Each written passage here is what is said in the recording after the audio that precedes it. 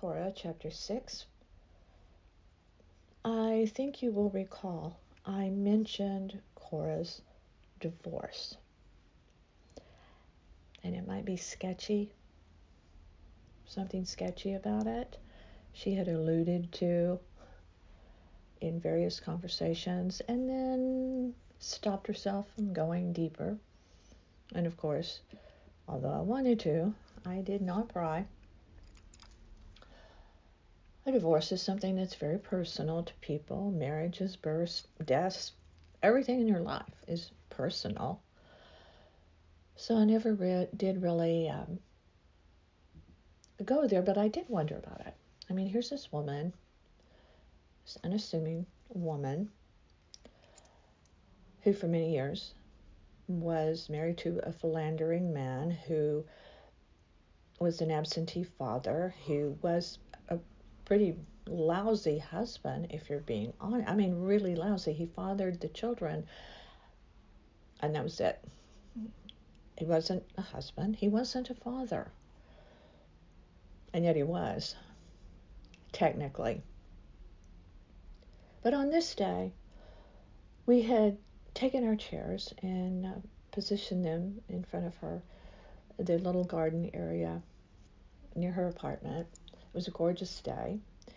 And she was smiling and in a happy mood. We were drinking our coffee, and she brought up her ex. And I had to ask her, about going to the nightclubs with her daughter and with him and his current woman, and dancing and having a good time and keeping photos of him. What was that about? I mean, I really wanted to know, and she did not have a good explanation for it, frankly, but it's pretty easy to tell. She never stopped loving this man who, while charming with a big personality and good looks and well dressed, she still cared. Was it because of the love they made together in order to beget the children that was so memorable to her? I would never have gone down that path. I just could not understand it. And I didn't have to. I didn't need to. I just needed to let her talk, and she did. And she said there came a turning point when she knew it had to end. And she said it involved a couple of things. One, she knew her children needed to respect her on some level. And as they began to get older, they obviously knew what was going on with their father. So that was part of it. But the other part of it, she said it was another one of the times when he left and they needed money. She needed money for food for the kids, for the children. And she was able to find out. She said it really wasn't hard because they had many mutual friends who were more than happy to tell her. They didn't care how broken her heart would be where he was. And while the children were hungry, she had no money to buy food for them. She discovered, was staying at a very fancy hotel. And she said she was poorly dressed, and it took everything she had to go to that hotel and to actually go inside. She said she stood outside and debated about retreating.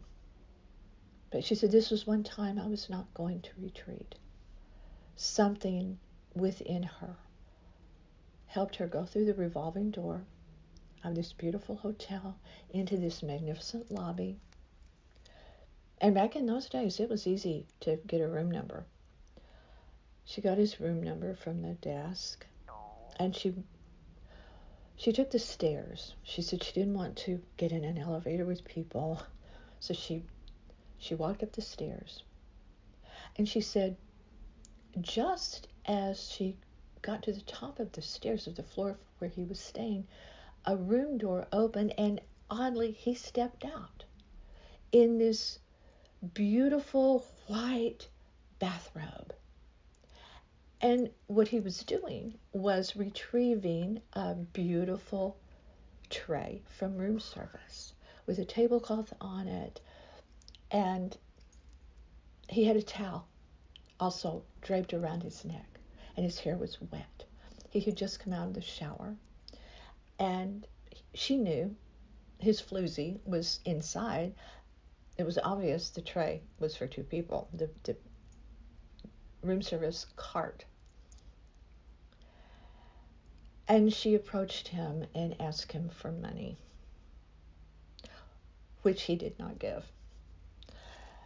She left, and she knew right then that divorce had to happen. No two ways about it. Did she think at that time there might be another man for her? That she didn't say. And she never remarried. She never was with a man again, ever, she said. Would never be with another man, she said. But she began the process to divorce him. And by the way, at that time, once again, she went to people she knew could help her once again and give her money for food for the children. But at the same time, that was when she made the decision to go to work, doing anything she could, which, as I've said already in a prior chapter, was being a server. That served her very well in her life. But she managed to get the money together for a divorce, started the proceedings. And then the funniest thing happened, she said. She decided to leave town, but she never did. She went to visit relatives, and she said she really did it on purpose because she knew she would be out of town when the deadline for signing the divorce papers came. Because even after all of that, she began to waffle. Could she go through with it? Was it the right thing to do? Could she just cut him loose, even though he was loose? Just not legally. Now, there are a lot of ways to get around legal situations that are tip over into the gray area just a tiny bit. They're still legal, but it's getting close to that line. Well, bottom line, her divorce fell way over into that, way over the line, because her divorce was completely sketchy. In a nutshell, she was out of town. She made the decision, yes, she wanted to go through with the divorce, but there was no way she could get back in time to sign the papers to meet the deadline. She didn't have the money to do more legal work. It had to be done. So, remember Lucille? She got Lucille to sign her divorce papers. And not only that, but to file them in person, posing as Cora. Totally illegal. She carried that forever, that her divorce was not legal. Now, she never remarried. Was that why? I don't know. She just said she wasn't ever interested in men again, or at least besides him. And he never legally married either, she said, because she was almost certain he and the woman that he really cheated with her, this woman on Cora, the most. She was like his mostly constant companion. And they stayed together for many years. She was pretty sure they never legally tied the knot, although they did become what is considered common law married. And I just sat and listened to this story, looking at this woman who had never done anything illegal, apparently, that I knew of at that moment in my relationship with her. Had she ever even had a ticket. I didn't think so, or anything else. But what did I know? Which goes to show what I'm saying about telling Cora's story. They need to be told.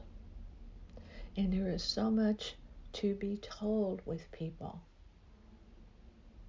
If you are fortunate enough to have trust of someone, that they will share their life with you in this way. Cora, illegally divorced, as we sat and drank our coffee.